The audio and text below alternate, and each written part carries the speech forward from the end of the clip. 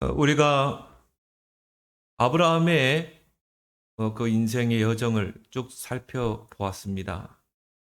우리가 의식이라고 할 때는요, 깨어있는 상태를 말하죠. 우리가 의식이 깨어있으면 생각하고 판단하고 또 결단도 하죠. 이게 의식이 깨어있기 때문인 것이죠. 우리가 의식이 있을 때 살아있다 이렇게 말을 하고요. 의식이 없을 때 죽었다 이렇게 말합니다. 성도가 이 땅에서 두 가지 의식을 가지고 늘 깨어서 기도해야 됩니다. 그게 바로 소명의식과 사명의식입니다. 그래서 우리가 소명을 부르심이라고 그러죠. 하나님이 나를 불렀다. 그리고 사명을 뭐라고 그럽니까? 보내심이라고 그러죠. 하나님이 나를 보냈다. 저와 여러분들은 하나님이 불렀어요. 그리고 하나님이 우리를 보내신 줄 믿습니다. 그래서 소명과 사명은 불가분의 관계 속에 있는 것입니다. 하나님이 저와 여러분들을 필요해서 불렀다 이 말이에요. 우리를 구원하시고 하나님의 자녀로 불렀잖아요. 그렇다면 그 부르심에는 분명한 그런 목적이 있는 것입니다. 아무 생각 없이 하나님 불렀겠는가? 그건 아니라는 것이죠. 이 땅에서 우리가 감당해야 될 사명이 있는 것입니다. 소명과 사명은 때려야 때릴 수 없는 그런 불가분의 관계 속에 있는 것입니다. 그래서 이 소명이라는 한자를 보면요. 불을소 생명명 그런 한자입니다. 또한 그래서 우리가 소명이라는 말은 뭡니까? 하나님이 불렀다. 부름받은 목숨이라 이 말이에요. 부름받은 생명이라 이거죠. 사명도 한자를 보면요. 심부름사 또 생명명입니다. 바로 소명과 사명에는 생명과 목숨을 걸어야 된다는 것입니다. 그래서 성도는 하나님의 이 중요한 일에 부름받은 자로 우리는 사명감을 가지고 생명 걸고 목숨 걸고 그 사명을 우리는 감당해야 될 줄 믿습니다. 그래서 성도가 이 땅을 사는 목적이 있습니다. 저와 여러분들은 저 일반 불신자하고는 다릅니다. 그들은 뭡니까? 의식주가 목적이죠. 하나님이 없기 때문에 무엇을 먹을까, 마실까, 입을까, 거기에 모든 것이 기준이 되어 있습니다. 그래서 당연히 육신적, 정욕적이고 세상적일 수밖에 없는 거예요. 그러나 성도는 이 땅에 사는 분명한 목적이 있어요. 왜? 하나님이 불렀기 때문에. 하나님 부를 때 하나님의 귀한 계획 속에 불렀기 때문에 목적이 이끄는 삶을 살아야 되는 것입니다. 그래서 하나님께서 우리를 부르시고 맡기신 그런 사명을 우리가 찾아서 그거를 감당하는 것이 이 땅에서의 우리 삶의 방향인 줄 믿습니다. 고린도전서 4장 1절에도 너희는 바로 하나님의 비밀을 맡은 자다. 하나님의 비밀을 맡은 자로서 맡은 자에게 구할 것은 충성이니라. 충성이란 말은 뭡니까? 거기에 우리의 모든 방향을 맞춰야 된다는 거죠. 거기에 우리의 모든 생을 맞춰야 된다는 것입니다. 이게 소명, 사명이에요. 그 소명과 사명에는 뭡니까? 거기에 생을 거라는 것입니다. 요한계시록 3장에 보면 예수님께서 4대 교회를 책망하십니다. 너희가 살아있으나 죽은 자로다. 살아있는데 죽은 신앙이라는 말이에요. 아무 소명의식이 없어요. 아무 사명의식이 없어요. 그저 불신자처럼요. 무엇을 먹을까, 입을까, 마실까. 온통 거기에 우리의 생의 방향이 맞춰지면 그게 바로 죽은 신앙인 것입니다. 살아있으나 죽은 자로다. 죽은 자를 보고 뭐라고 그랬죠? 의식이 없는 자라고 그랬죠. 그래서 오늘날 이런 의식 없는 교회, 의식이 없는 교인들이 많습니다. 여러분이 이번 주간에는요, 여러분 세계 선교대 거기에 우리의 모든 의식이 가 있어야 돼요. 이 세계 선교대 얼마나 소중한가? 정말 전 세계에 흩어진 선교사님들이 모이는 그런 현장이잖아요. 또 선교사님들이 정말 힘들게 선교해서 제자를 세우고 또 사명자를 세우고 또 렘넌트를 세워서 서밋들을 세워서 그들이 모이는 현장입니다. 흩어진 자들이 모이는 현장이에요. 마치 사도행전 2장에 전 세계에 흩어진 경건한 유대인들이 절기를 지키러 모이는 그런 현장인 것입니다. 거기에 오순절에 불과 바람 같은 성령이 임했잖아요. 그래서 우리는 의식 있는 저와 여러분들은 그 세계 선교를 마음에 담고 우리는 기도하고 헌신해야 될 줄 믿습니다. 또 하나님 은혜 가운데 또 제가 참여하게 돼 있습니다. 우리 교회에서 또 선교하고 있는 벨리즈의 세봉철 차성희 선교사님이 또 어제 입국하셨죠. 연세가요 75세가 넘어요. 그런데도요 하나님이 부르신 그 소명의식, 또 하나님이 가라, 그래서 그 벨리즈에 가서 그 선교 사역을 하고 있다니까요. 이분들이 건강이 그렇게 좋은 것도 아니에요. 그 사모님은 관절염에 시달리고 있고요. 시간이 없어서 수술을 못하는 거예요. 또 이 두 분들이 심혈관 질환을 가지고 있어요. 자기들은 거기에서 생을 걸겠다는 것입니다. 근데 젊은 선교사들이 하는 사역보다 더 큰 사역을 해요. 너무 감사하죠. 우리가 이런 선교사님들을 기도하고 물질로 섬기고 있는 것입니다. 또 우리는 중앙아시아 또 연합신학교 또 중앙아시아 5개 나라를 우리는 섬기고 있습니다. 또 제가 잘 아는 현지인 목사님들이죠. 샤샤, 이반, 아나톨릭, 알렉산드르, 세르게이 목사, 서이고르 목사. 얼마나 이분들 보면 귀한지 몰라요. 이분들이 복음 받고요. 정말 어떤 분은 중앙아시아 카자흐스탄에, 또 우즈베키스탄에, 또 어떤 분은 키르기스탄에, 그런 열악한 환경에서 이 복음 가지고 전도하고 있다니까. 이분들이 모이는 거예요. 저는요 선교대회 때 이분들 만나면 너무 반가워가지고 껴안고 대화도 통하는 게 아니에요. 그런데도요 막 껴안고 너무 감사한 거 있죠. 근데 우리가 그런 현지 목사님들, 선교사들을 우리가 또 신학교를 섬길 수 있다. 그것만큼 큰 축복이 어디 있겠습니까? 이게 바로 뭡니까? 의식이 있는 교인이라니까요. 이게 바로 깨어있는 의식이 있는 교회라니까요. 이 땅에서의 사명을 감당하는 의식 있는 교회, 의식 있는 성도들이 되길 바랍니다. 오늘 본문은 아브라함의 죽음과 장례에 관한 그런 내용입니다. 오늘 7절에 보니까 아브라함의 향년이 175세라. 이제 하나님의 부르심을 받게 된 것입니다.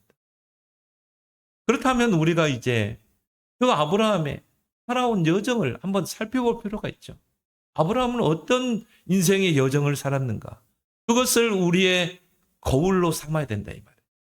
첫 번째로 하나님의 언약이 전달된 아브라함입니다. 여호와 하나님이 갈대아 우리에 살고 있던 아브라함을 부르셨어요. 소명이죠.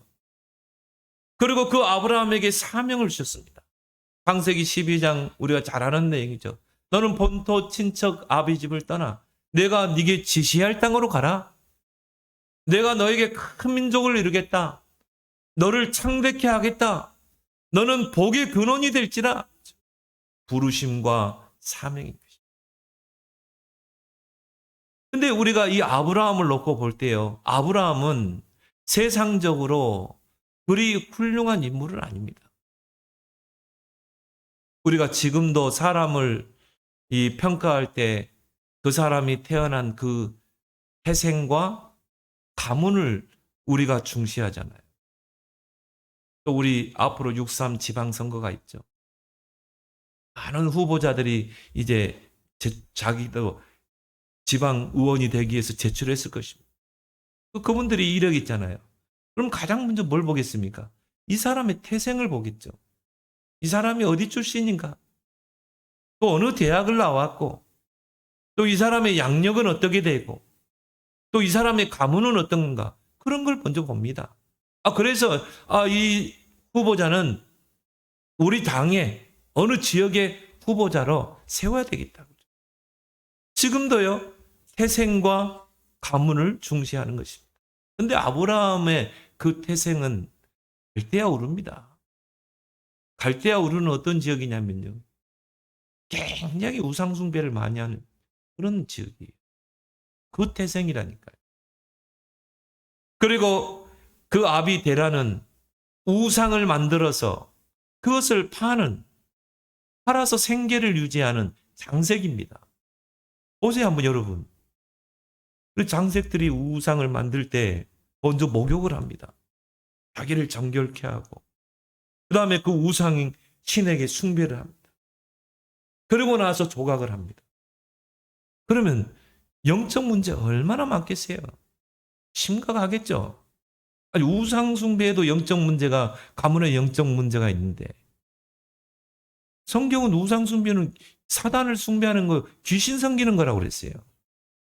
악한 영들이 임하는 통로입니다. 그런데 갈대아 우르, 우상 숭배에 정말 심취한 그 지방, 거기에 또 아비는 뭡니까? 장색 우상을 만들어 팔아서 생계를 유지하는 그 지역과 그 가문의 출신이 바로 아브라함인 것입니다. 여러분이 기억할 것은요, 한 사람을 그리스도의 복음 전에서 하나님께로 인도할 때 반드시 그 사람이 살았던 나라와 그 사람이 살았던 지역, 그 가문의 영적 문제가 이 사람에게 와 있어요.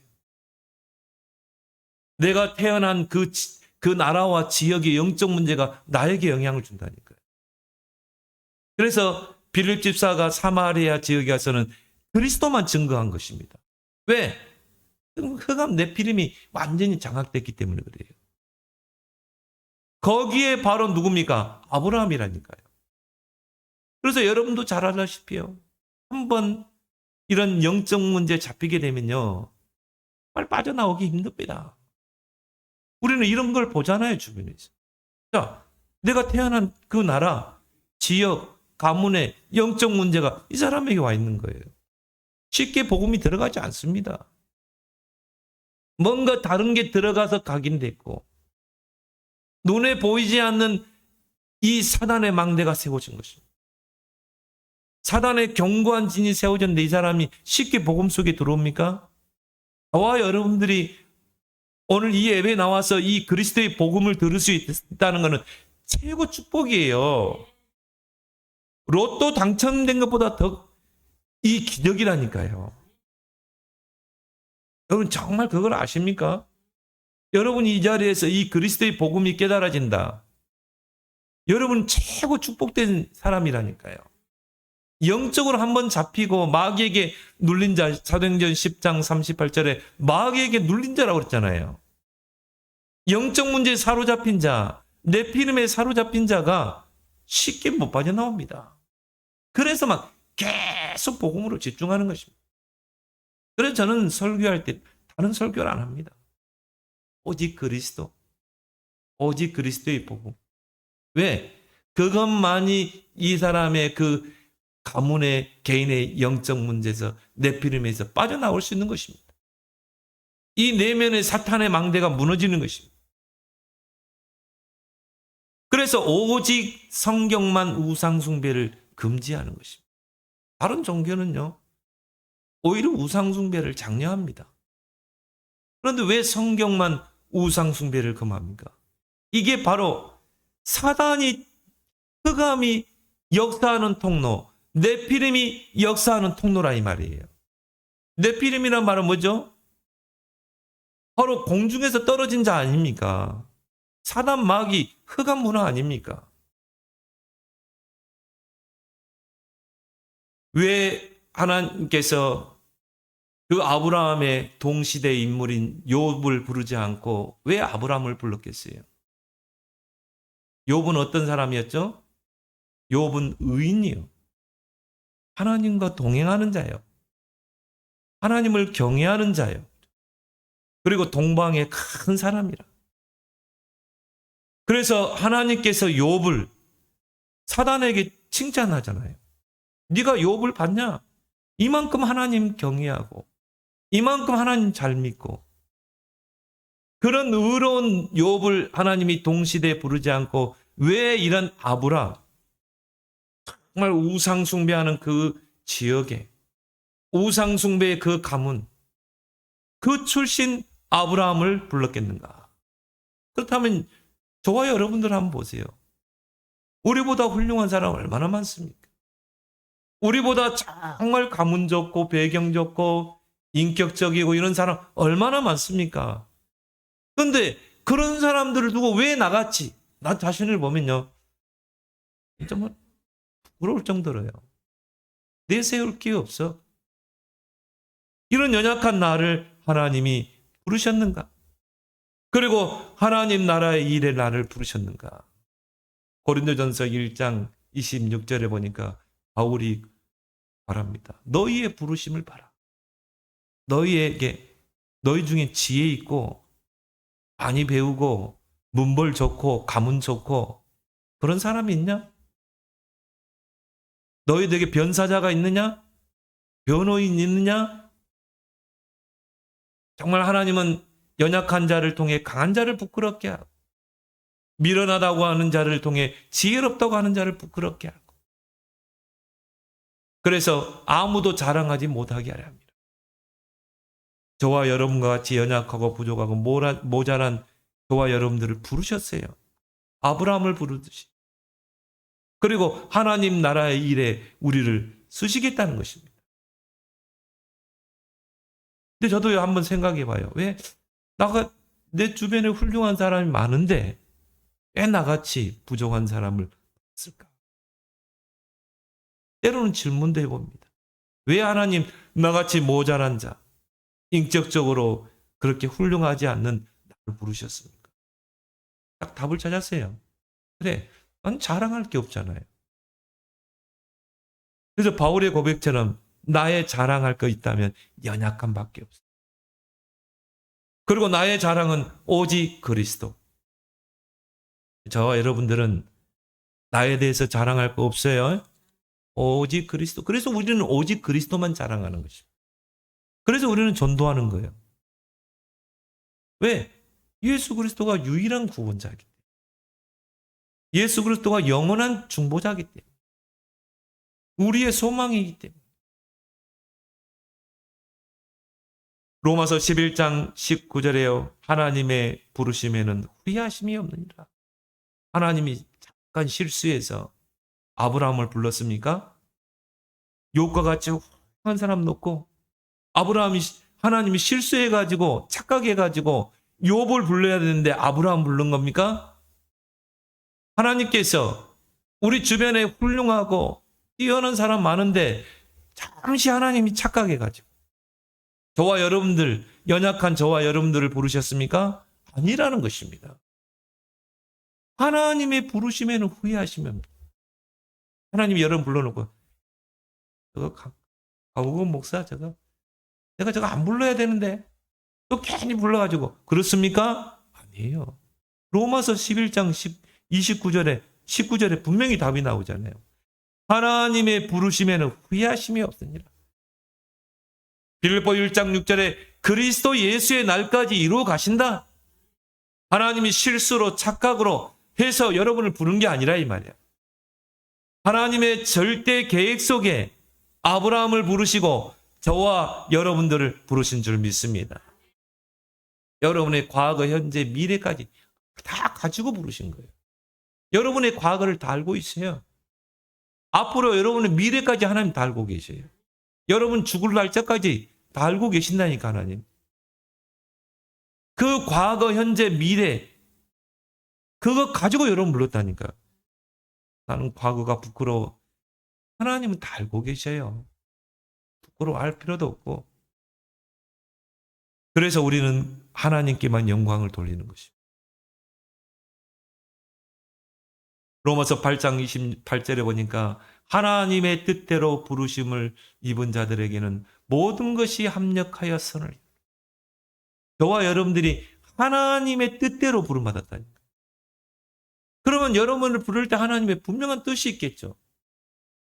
여러분을 통해 하고자 하는 하나님 뜻이 있겠죠. 바로 하나님이 나를 부를 때 하나님의 절대 계획이 있는 것입니다. 이걸 찾는 게 사명이에요. 이걸 보고 미션이라는 것입니다. 내 평생의 미션. 그렇다면 여러분에게 이런 소명의식과 사명의식이 분명히 선명해진다면 그 신자는요, 의식이 있는 신자인 것입니다. 깨어있는 신자인 것입니다. 왜? 나를 부르신 소명의식, 사명의식이 있기 때문에. 그래서 요한계시록 2장 10절에 죽도록 충성하라. 그러면 생명의 면류관을 너희에게. 소명의식과 사명이 의식이 있고 깨어있는 사람은 어떻게 해요? 그 일에 충성하는 것입니다.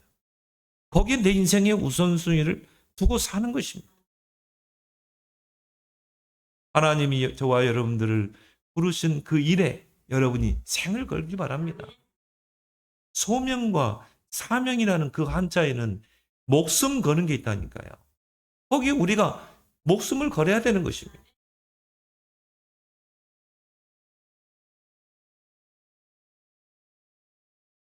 두 번째로 우리가 기억할 것은 뭡니까? 정말 성화되어가는 아브라함이죠.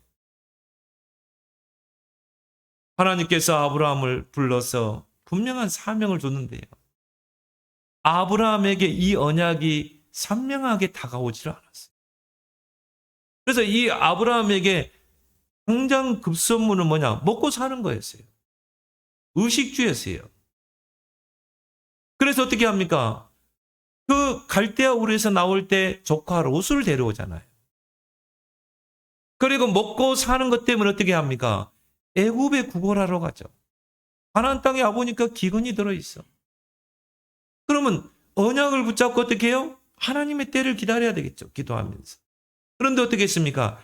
애굽에 구걸하러 가죠. 나중에는 블레셋 땅에 구걸하러 가죠. 그러니까 아브라함의 모든 것은요, 먹고 사는 거예요. 언약보다 내 생각을 앞세우는 것입니다. 창세기 3장, 6장, 11장이 기준인 것입니다. 자중심, 물질 중심, 그래, 뭐니 해도 돈이 있어야 돼. 성공 중심, 출세 중심. 그러니까 의식 없이 살아가는 거죠. 아무 소명의식, 사명의식이요. 또 여종을 하가를 취해서 이스마엘을 낳게 되죠. 그래서 하나님께서 아브라함에게 이 성화의 과정을 두는 것입니다. 성화라는 것은 뭐죠?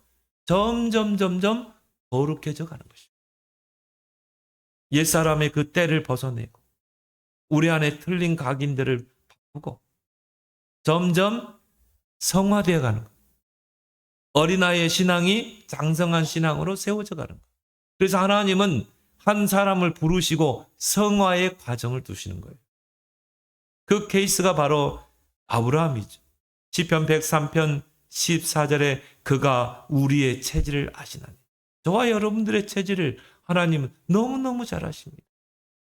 창세기 3장, 6장, 11장. 죄에서 해방되어 구원받아 나왔지만 아직 죄의 근성이 남아요. 마귀의 손에서 빠져나왔지만 아직 마귀의 영향 아래에 있는. 그래서 예수님이 바리새인과 종교 지도자들을 보고 너희는 너희 아비 마귀에게 속했다고 그랬거든요. 자, 그들이 하나님 찾았습니다. 종교 지도자입니다. 백성들을 하나님 말씀으로 지도하는 자예요.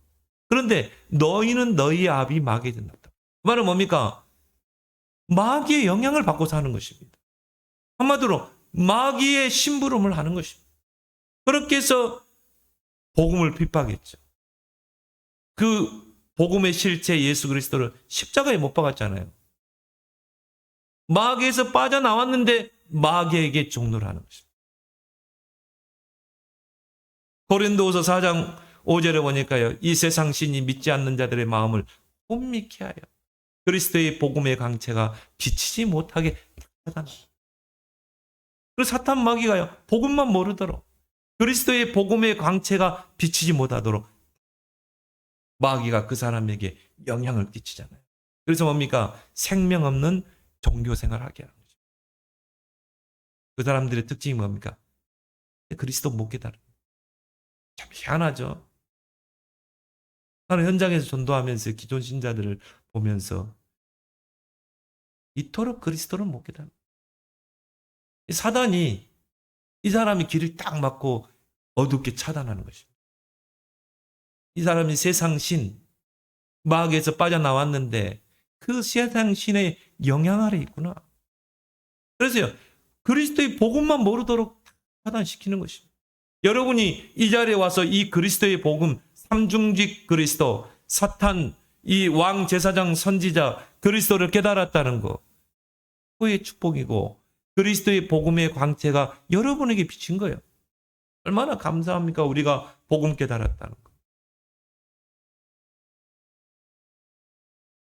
애굽에서 출애굽했어요. 하나님의 기적을 보고 10가지 기적을 보고 해방되어 나왔습니다. 홍해도 건넜어요. 그 세례 아닙니까?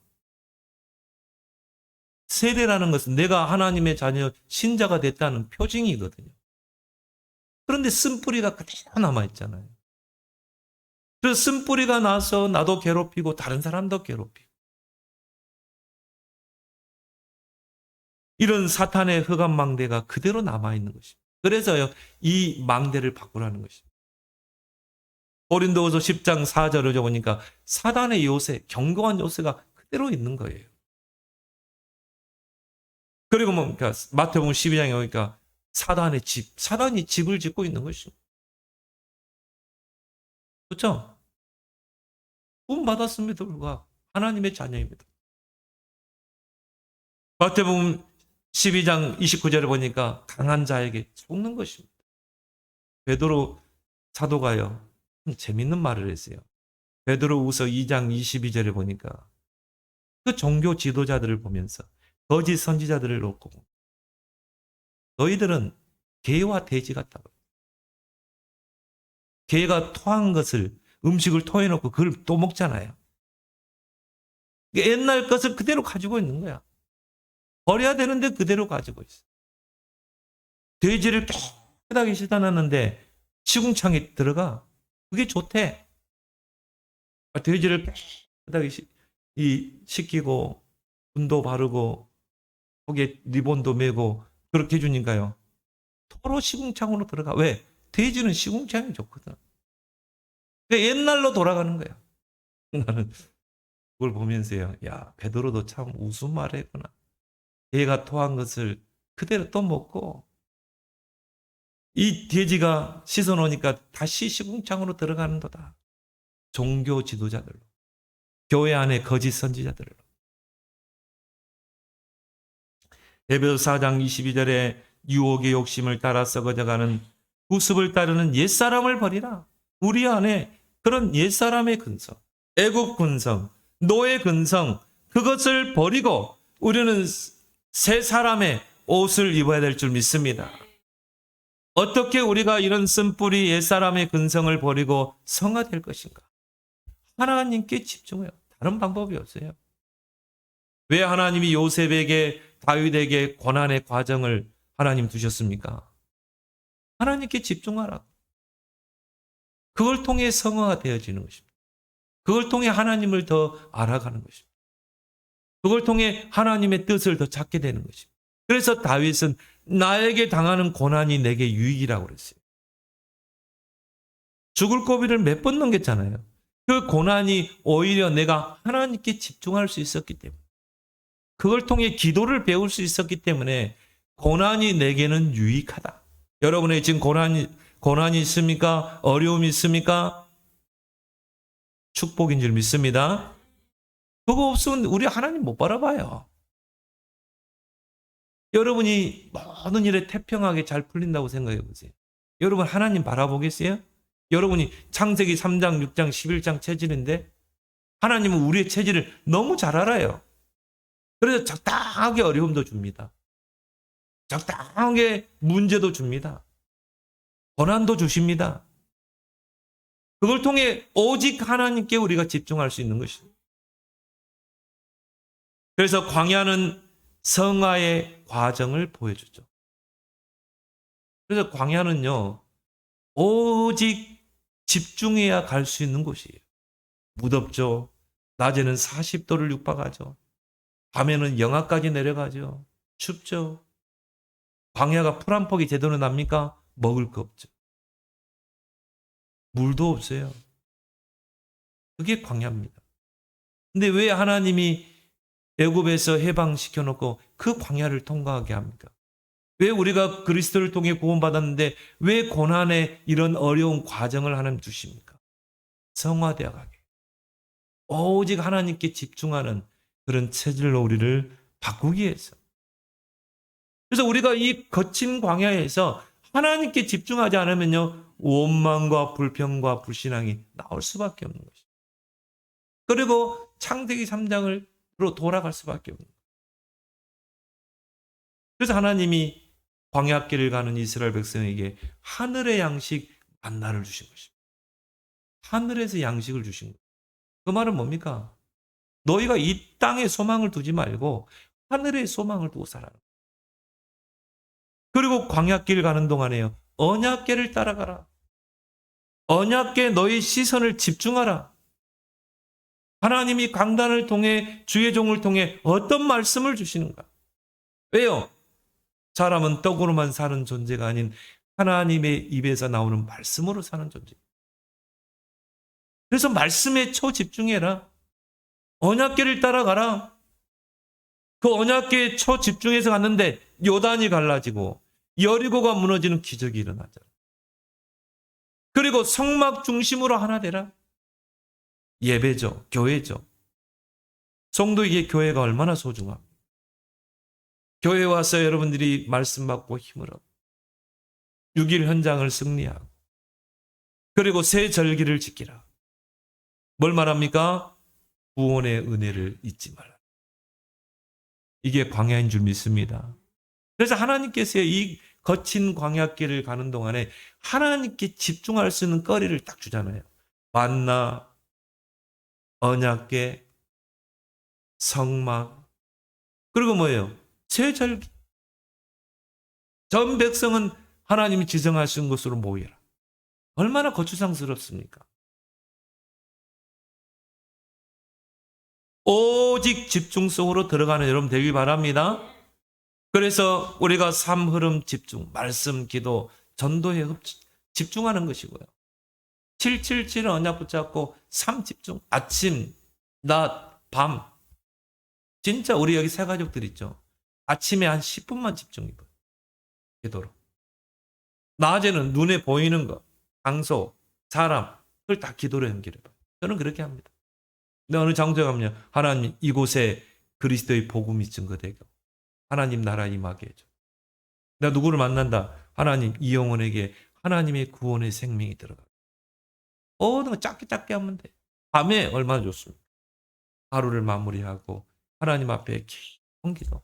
그래서 밤 시간에는 저는 하나님과 대화로 많이 기도하고 얼마나 좋은지 몰라. 그런 삶 집중. 아브라함이 이 하나님이 주신 언약보다 먹고 사는 것이 우선순위가 된 것입니다. 창세기 3장 6장 11. 그러니까 언약이 힘해지죠. 여러분이요, 먹고 사는 것에 집중해 보세요. 그럼 어떻게 된 줄 아세요? 언약이 힘해집니다.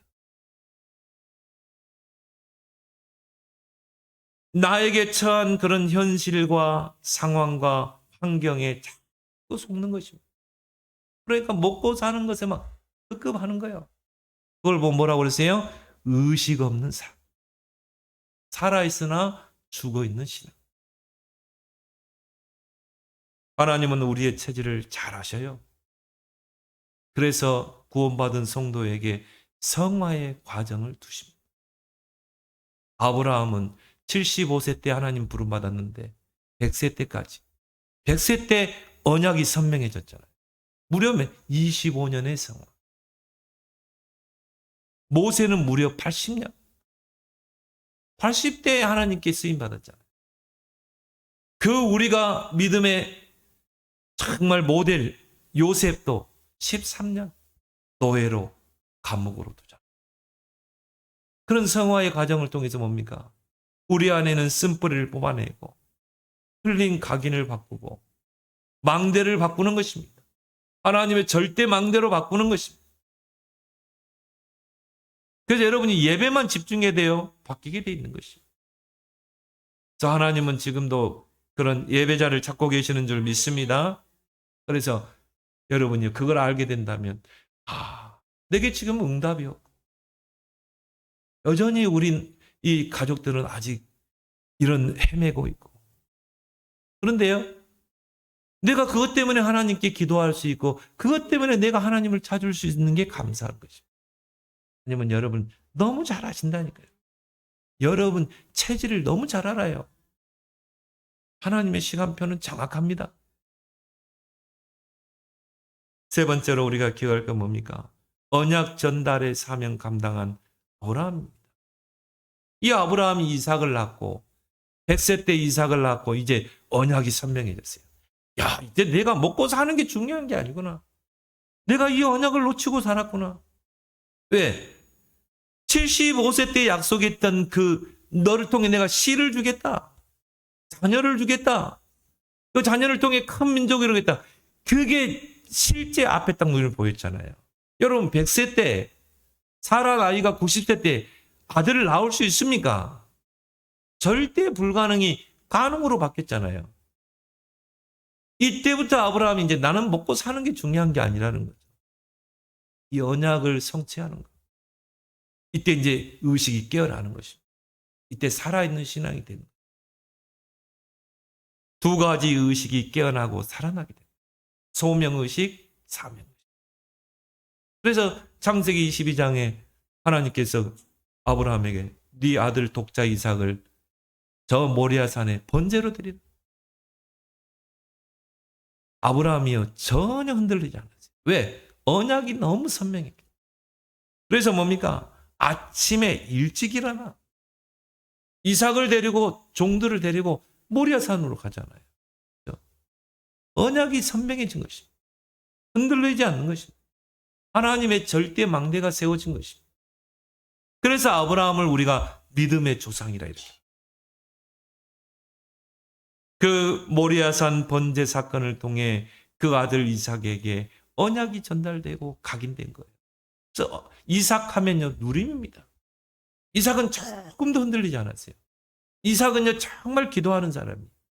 언약의 흐름, 기도의 흐름을 놓치지 않는다. 여러분 한 사람이 제대로 언약 붙잡고 전달하면 우리 후대가 이삭과 같은 축복을 누리게 될 줄 믿습니다. 그래서 언약 전달의 미션을 붙잡으라. 이걸 아브라함이 붙잡고요. 창세기 24장 이합주 우리 설교했죠. 이 미션을 전달하잖아요. 그래서 이삭의 배필감을 구해오는데 늙은 종 엘리에셀에게 이 심부름을 맡기잖아요. 왜요? 엘리에셀은 말씀의 흐름, 기도의 흐름을 타는 자이기 때문에. 그 사람이 성령 인도 받아요. 여러분이 말씀의 흐름, 기도의 흐름을 타면 잠깐 성령 인도를 받습니다. 거기서 리브가를 찾아내잖아요.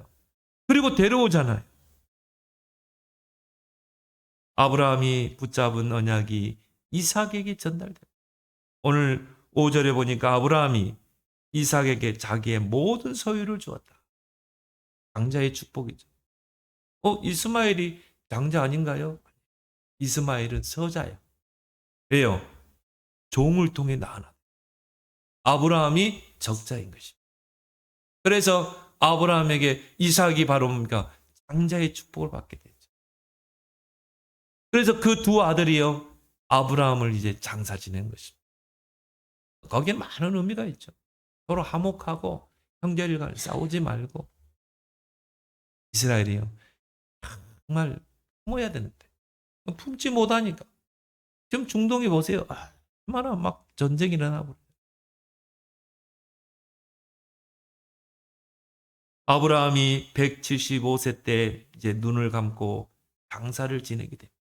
이게 아브라함의 인생의 여정입니다. 고린도전서 10장 11절에 이런 일은 본보기가 되고 또한 말세를 만난 우리를 깨우치기 위함이라. 개역성경에 보니까 저희에게 당한 이런 일들이 우리에게 거울이 되고, 거울은 뭡니까? 비춰보는 거죠. 아브라함의 인생의 여정을 보면서 우리가 거울로 비춰보고 나 자신을 돌아보고 말세를 만난 우리의 경계로 기록해. 예, 내가 의식주의 먹고 사는 거 거기에 급급하는 게 아니라 그런 의식 없는 그런 죽은 신앙이 아니라 정말 소명의식, 사명의식하고 깨어있는 그런 신앙이 돼야 되겠구나. 경계로 기록되어 있느니라. 그걸 우리가 한자로 화선지석이라고 그러죠. 또 나의 과거에 실패한 나의 과거, 다른 사람의 그 실패한 과거를 삶을 보면서 이걸 나의 교훈으로 삼아야 돼.